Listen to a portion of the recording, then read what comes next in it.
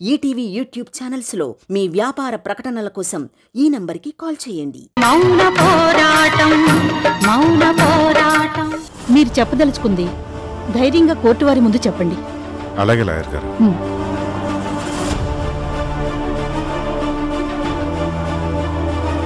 Sir, మీరు క్షేమంగా గౌరవంగా బయటకొస్తారు సార్. చాలా థ్యాంక్స్ చారి గారు. మీరు నా బాస్ సార్, మీరు నాకు థ్యాంక్స్ చెప్పకూడదు. అయ్యా, మీరు ఎంతో మంది నేరస్తులకు శిక్ష వేసుంటారు. శిక్ష పడ్డవాళ్లు పైకోర్టుకెళ్ళి అక్కడ వాళ్ళ ఆటలు చెల్లితే బయటకొచ్చి మళ్లీ నేరాలు చేస్తారు.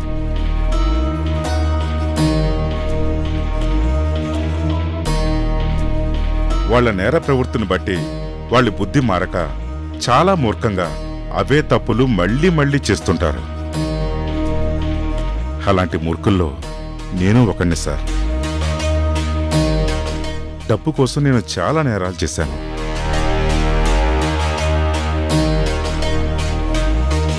కలలో కూడా దుర్గగారు ఒకరి కీడు కోరే మనిషి కాదు. అలాంటి దుర్గగారి మీద కక్ష కట్టింది ఎవరో కాదు, అదిగోండి ఆ రాజశేఖరే.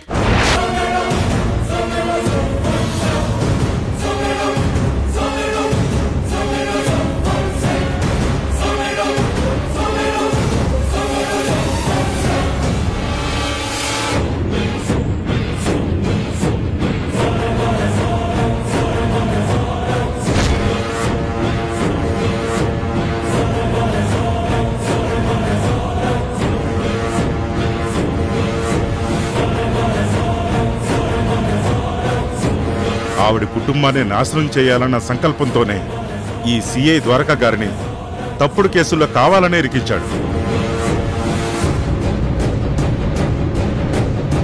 డబ్బుకి కకృతి పడి నేను కూడా అందులో భాగమయ్యాను.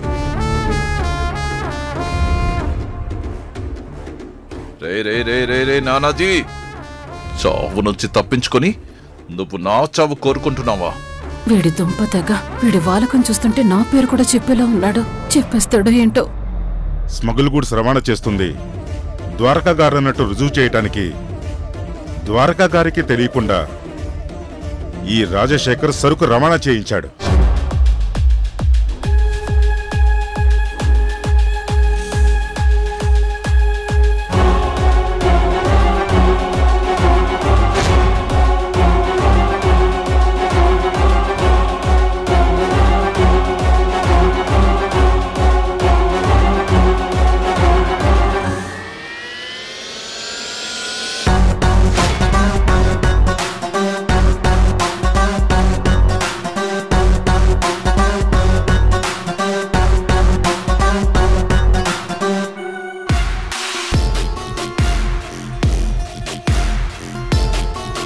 అక్రమ రవాణా అంతా సిఏ ద్వారకా గారి కనుసన్నల్లో నడుస్తుందని కాకి యూనిఫామ్ వేసుకుని డ్యూటీ చేస్తూనే చీకటి మాఫియా నడుపుతున్నాడని తన గురించి ఎవరో జర్నలిస్ట్ ఆర్టికల్ రాస్తే అది కూడా ఒక అవకాశంగా తీసుకుని ఇంకో క్రిమినల్ కేసు పెట్టించడానికి ద్వారకా గారి సర్వీస్ గన్లోని బుల్లెట్స్ ని నాకు అందించి ఆ జర్నలిస్ట్ ని చంపేమన్నాడు.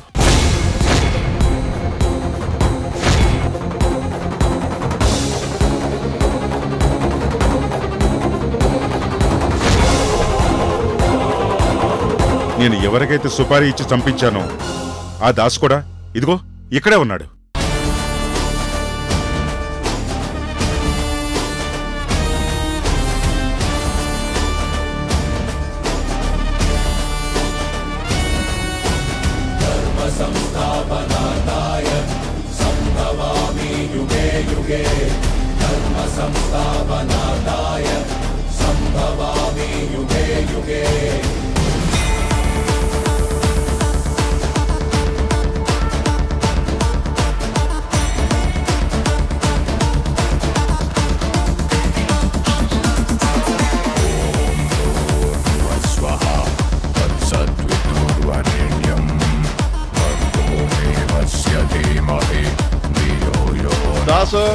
దాసు దాసు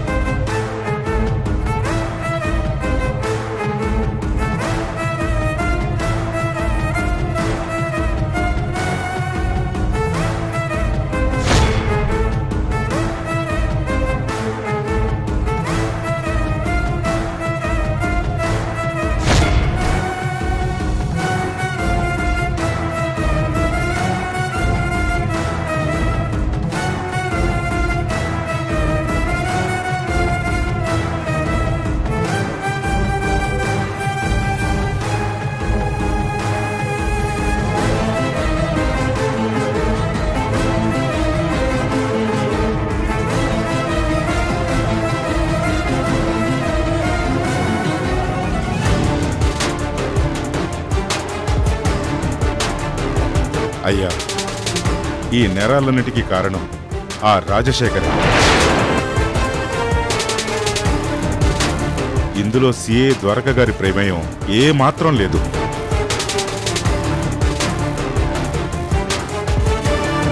దయచేసి ఇది గమనించి ద్వారక గారిని నిర్దోషిగా పరిగణిస్తూ తన గురించి ప్రాణాలే పణంగా పెట్టే పోరాడుతున్న ఆ తల్లి దుర్గ గారికి న్యాయం చేయాలని కోరుతున్నాను. ఇంకేమైనా చెప్పాలనుకుంటున్నారా?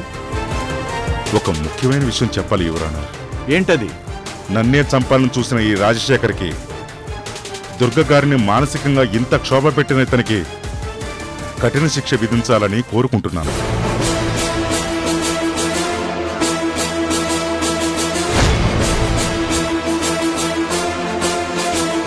ఈ మనిషికి నేను సహకరించినందుకు నాకు కూడా తగిన శిక్ష వేయమని నేనుగానే కోరుకుంటున్నాను.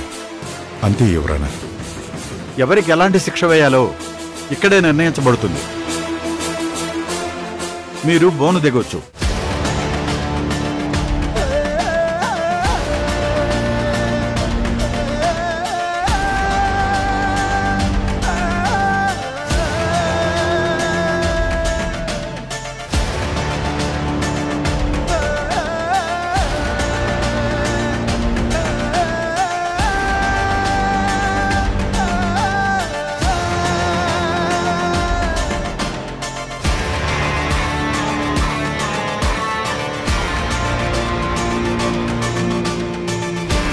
యువరానర్, ప్రత్యక్ష సాక్షి ఈ నేరాలన్నింటికీ సహకరించిన నానాజీయే ఇంత డీటెయిల్డ్గా తన వాంగ్మూలాన్నిచ్చాక ఇంక వేరే సాక్ష్యాలు ఏమీ అవసరం లేదని నా అభిప్రాయం. పైగా కెమెరా ఫుటేజ్ కూడా చూశారు కదా.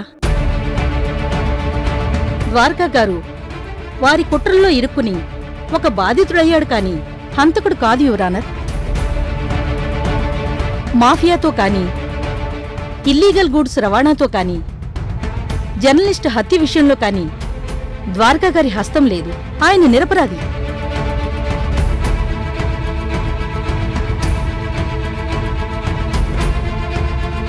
దుర్గా గారు, మీరేమైనా చెప్పదలుచుకున్నారా? న్యాయమూర్తి గారు అనుమతిస్తే. Permission granted.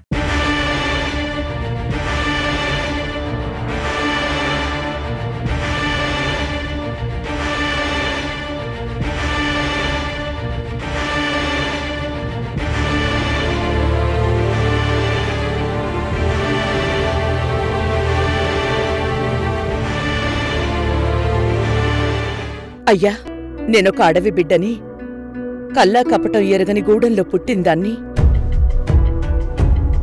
కాని ఈ కుళ్ళు, కుతంత్రాలు, కపటాలు, ఈ మోసాలు చూశాక అడవిలో క్రూర మృగాలే నయమనిపిస్తోంది.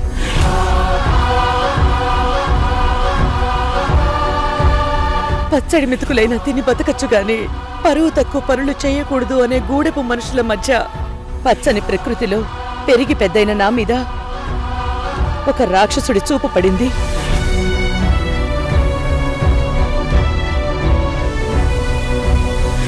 తన కపట బుద్ధి గ్రహించలేని నేను తనని నమ్మాను. తనే నా జీవితం అనుకున్నాను. మనసా వాచ నన్ను నేను అర్పించుకున్నాను.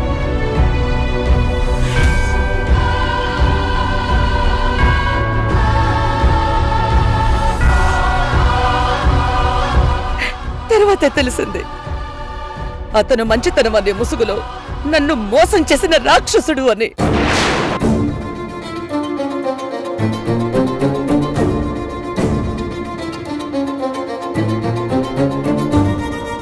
ఆ మనిషి వల్ల నేనొక్కదాన్నే కాదు,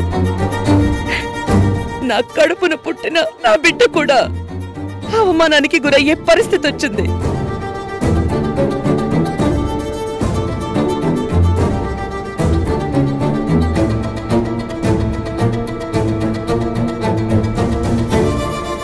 అప్పుడు నాకే తెలియకుండా నాలో ఒక ధైర్యం వచ్చింది. ఒక తెగింపు, తిరుగుబాటుతనం వచ్చింది. ఆ తిరుగుబాటే ఒక మౌన పోరాటంగా వెళ్లి తనింటి ముందే తిష్ట వేసి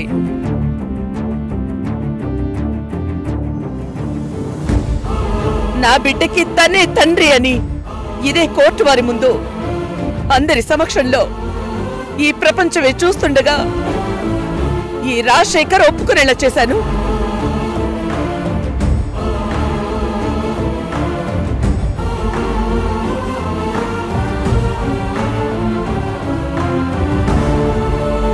తన మెడలు ఉంచి నా మెడలో తాళి కట్టించుకున్నాను.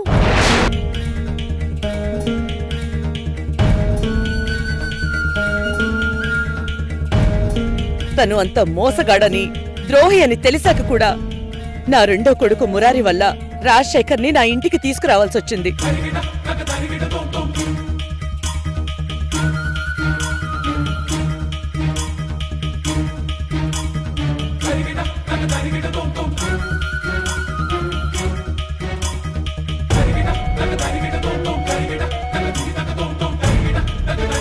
తను చావు బతుకుల్లో ఉన్నాడు, కాపాడే దిక్కు ఎవరూ లేరని కావాలని పరిస్థితులు కల్పించి నన్ను నమ్మించి నా ఇంట్లో స్థానం సంపాదించాడు.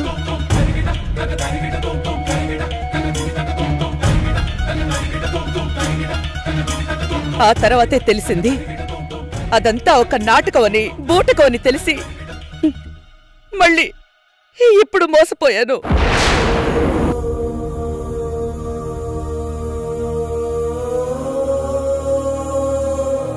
మట్టిలోంచి పచ్చటి చెట్లలోంచి అక్షరం ముక్క రాయటం చదవడం రాని నేను చదవటం మొదలు పెట్టాక అటు పుస్తకాల్ని ఇటు ప్రపంచంలోని మనుషుల్ని అందరినీ చదువుతూ వచ్చాను.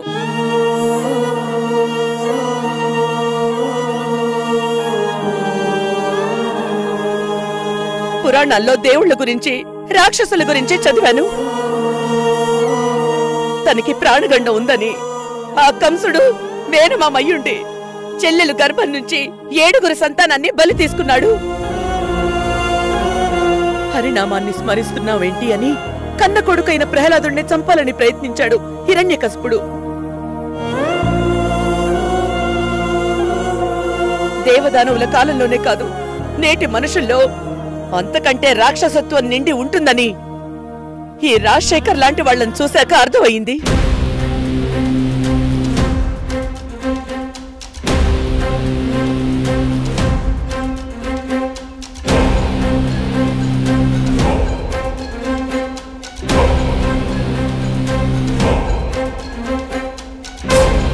మంచివాడిగా నటిస్తూ ఇంట్లో అందరినీ నమ్మిస్తూ ఎంతో కాలం నుంచి ద్వేషిస్తున్న ద్వారకని కూడా కరిగించి నమ్మించి నాన్నా అని వీడు పిలిపించుకుంది.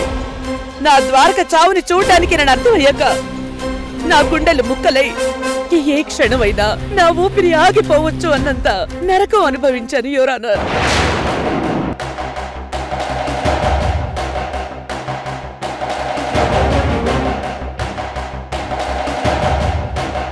ఇప్పుడు ఈ క్షణం కూడా ఆ నరకం అనుభవిస్తూనే మాట్లాడుతున్నాను.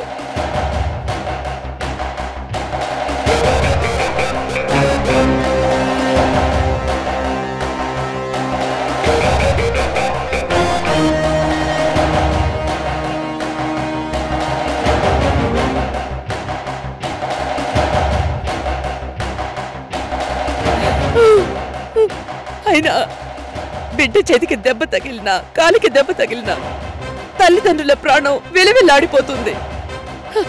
అలాంటి తండ్రి బిడ్డ ప్రాణాలు తీయాలనుకోవడం ఎంత రాక్షసత్వం!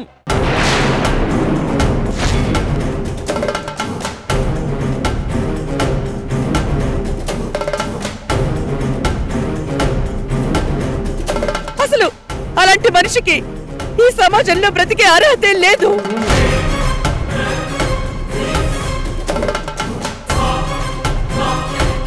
అయ్యా,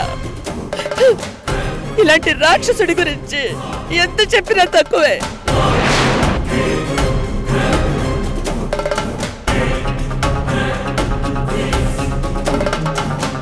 విలువైన కోర్టు సమయాన్ని నాకు కేటాయించినందుకు చాలా కృతజ్ఞతలయ్యా.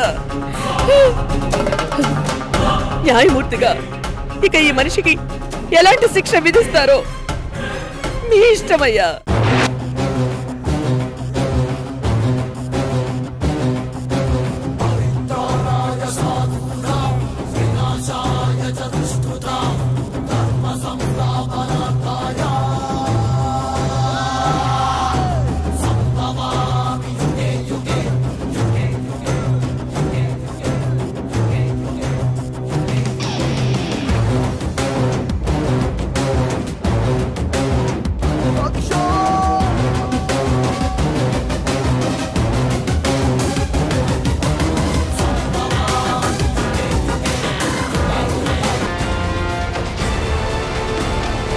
యువరానర్,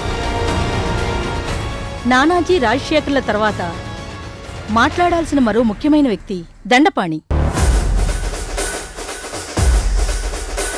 బాధ్యతాయుతంగా పోలీసు శాఖలో విధులు నిర్వర్తించాల్సిన ఆఫీసర్ అయ్యుండి పాత కక్షలతో దుర్గగారి మీద కక్ష కట్టి ద్వారకా గారికి ఎలాగైనా శిక్ష పడేలా చేయాలని రాజశేఖర్ వాళ్లతో చేతులు కలిపాడు.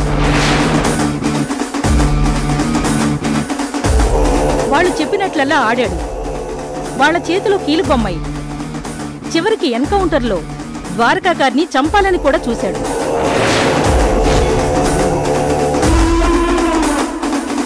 అలాంటి వారి వల్ల డిపార్ట్మెంట్కి చెడ్డ పేరు. లైవ్ వీడియోలో తను ఎంత కిరాతకుడో మీరు కళ్ళారా చూశారు కనుక ఇంకా తన గురించి వివరించాల్సిన అవసరం లేదనుకుంటున్నాను. మీ తీర్పుతో తనకు సరైన గుణపాఠం చెప్పవలసిందిగా సవినయంగా కోర్టు వారిని కోరుచున్నాను.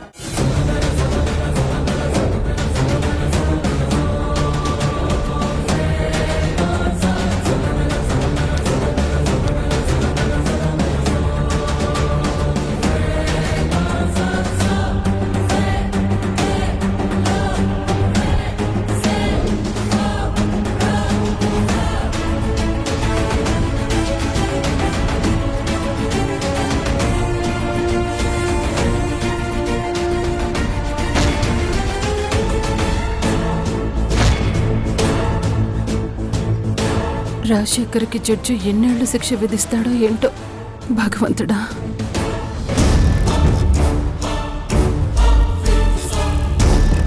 కేసు పూర్వాపరాలు పరిశీలించిన తర్వాత section 370, section 370C, section 302, section 374 ఈ కేసులన్నీ కుట్రపూరితంగా ద్వారక మీద మోపబడ్డాయని సాక్ష్యాధారాలతో సహా ద్వారక తల్లిగారు దుర్గగారు నిరూపించారు.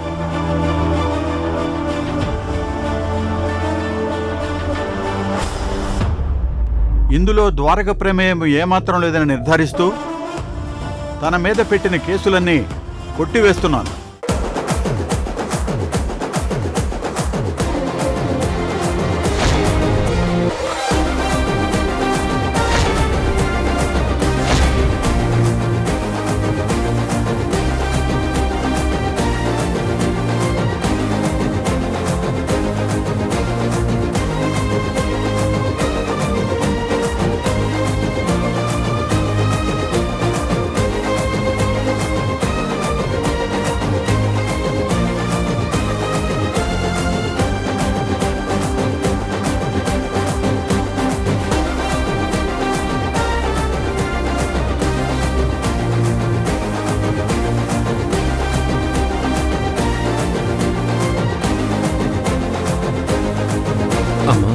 ద్వారకా,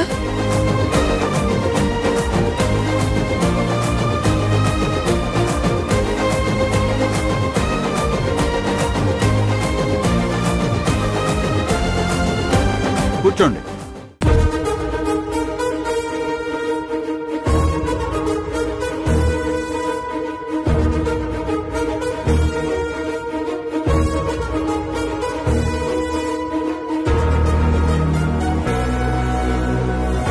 సన్ ఆఫ్ రాజశేఖర్ అనే పట్టం నా కొడుక్కి మాత్రం వద్దు.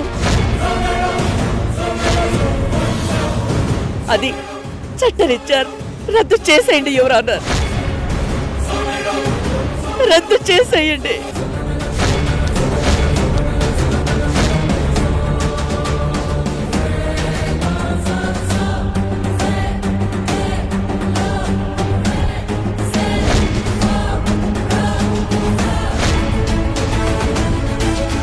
ఈటీవీ విన్ యాప్ రోజుకి కేవలం రూపాయి మాత్రమే. ఇప్పుడే ఈటీవీ విన్ యాప్ డౌన్లోడ్ చేసి సబ్స్క్రైబ్ చేయండి.